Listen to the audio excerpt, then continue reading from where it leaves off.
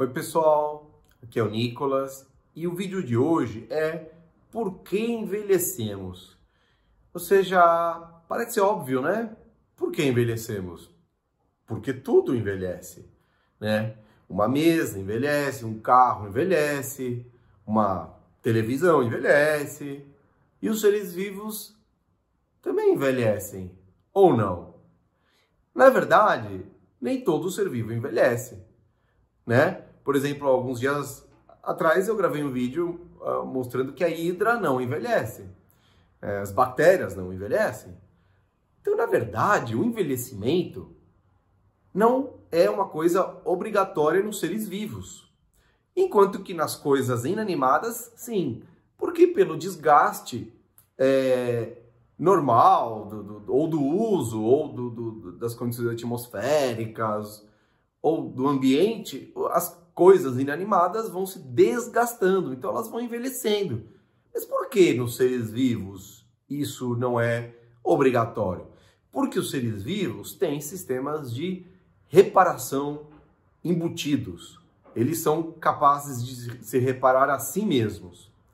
Então, os desgastes que o ambiente causa, né? Vamos dizer, o uso do nosso corpo, ao frio, o sol, isso, apesar de causar um desgaste, nós temos mecanismos reparadores. A questão mesmo tendo esses mecanismos reparadores, nós, humanos, por exemplo, envelhecemos. Apesar de alguns outros animais ou seres não envelhecerem, nós envelhecemos. Mas, e os outros animais, apesar de em geral envelhecerem, muitos envelhecem a taxas diferentes, completamente, né? Então, por exemplo, o rato vive 3 anos, mas o gato vive 20. Mas o gato é maior. Mas a arara, acho que a arara vive uns 70 anos. E a tartaruga, que é pequena, vive muitas décadas, né? Mais ou menos como um ser humano ou mais. E enquanto o cachorro vive, vamos dizer, 15 anos.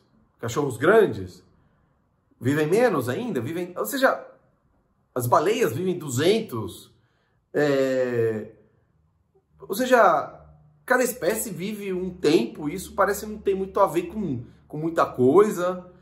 Ou seja, o envelhecimento parece ir a taxas diferentes nas várias espécies. Desde zero, como nas hidras, né, até alguma coisa muito rápida, como nos ratos. Então, por que a gente envelhece? Por que a gente não é como as hidras que não envelhecem? Por que a gente não usa os nossos mecanismos reparadores rápido o suficiente para não envelhecer? Tá? Qualquer desgaste por uso é reparado e a gente não envelheceria nesse caso. Vamos lá. Tem muitas teorias em relação a isso. Por quê? A gente poderia... ou seja, tem gente que diz que o que acontece é que depois do fim da reprodução dos seres vivos, ou seja, quando acaba, por exemplo, nos humanos a capacidade de reproduzir, né? Então, nas mulheres, com 40 e poucos anos, os homens algumas décadas depois, que depois da reprodução não tem pressão evolutiva para que esses nossos mecanismos de reparação funcionem tão bem. Porque a gente já reproduziu mesmo, já tem filhos. Então, que aí foram se acumulando problemas nas décadas mais avançadas da vida, a ponto da gente não ter essa reparação tão boa depois. Porém, um cientista, ou seja, essa teoria que eu descrevi é muito amplamente apoiada no ambiente da biologia. Porém, um cientista chamado Harold Kutcher, ele apontou que esse argumento do envelhecimento ser causado porque após o fim da reprodução não tem pressão evolutiva para que os nossos mecanismos de reparação sejam tão bons, o Harold Kutcher apontou que isso não se sustenta. Por quê? Porque o próprio fim da reprodução é parte do envelhecimento. Então, como é que o envelhecimento é causado pelo fim da reprodução se a reprodução é parte do envelhecimento? Então, o envelhecimento causa o envelhecimento? Como assim? A teoria não pode dar como um dado, não, que tem esse fim da reprodução. Esse fim da reprodução é parte do envelhecimento. Então, é um raciocínio circular, um raciocínio que não se sustenta, que o envelhecimento causa o envelhecimento. Mas e o que causou o fim da reprodução? Que já é parte do envelhecimento. Então, não é isso que causa o envelhecimento posterior. Porque houve algo que causou o fim da reprodução.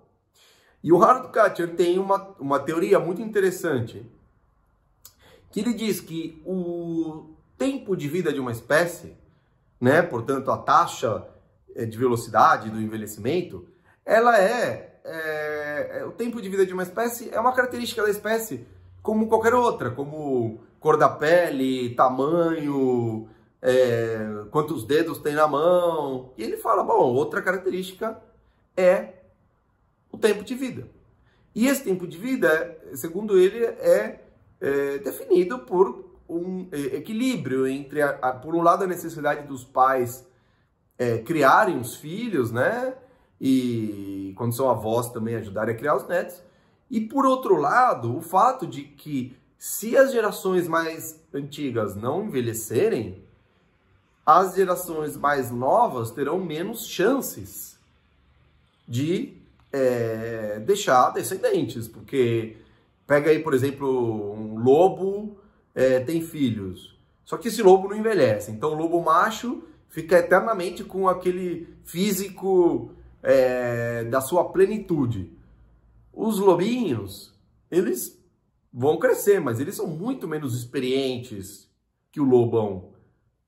E então, mesmo que eles cresçam, o lobo ele vai ter séculos de experiência e os lobos novos não. Então, os lobos novos, que são mais adaptados geneticamente, né, porque a evolução natural funciona com, né, a variabilidade genética, né, as mutações. Então, teoricamente, as gerações mais novas são mais adaptadas. Só que essas gerações novas vão ter menos chances contra o lobão, que tem muito mais experiência de tudo, né? Então, a natureza chega num equilíbrio através da evolução, de que, bom, essa espécie tem que viver tanto para que crie os filhos, netos, mas que não comprometa, mas que algo aconteça com as gerações anteriores, que elas vão perdendo a sua potência física. Então, os mais velhos são mais experientes, mas eles vão perdendo a potência física, de modo que as novas gerações tenham aí um equilíbrio das vantagens. Essa é a teoria do Harold. Então, ele diz que o envelhecimento é só uma característica fenotípica que está programada nos nossos genes e implementada através da epigenética. De modo que para reverter o envelhecimento, você não precisa mudar a genética, você precisa mudar a epigenética. E aí vem muitas propostas de tratamento, muita proposta de terapias de reversão do envelhecimento. E aí é um tema muito longo, mas eu espero ter dado um panorama geral de por que a gente envelhece. E vamos dizer as duas principais teorias no meu ponto de vista. Uma delas mais aceita, mas a outra acho que faz mais sentido. Então é isso e até a próxima.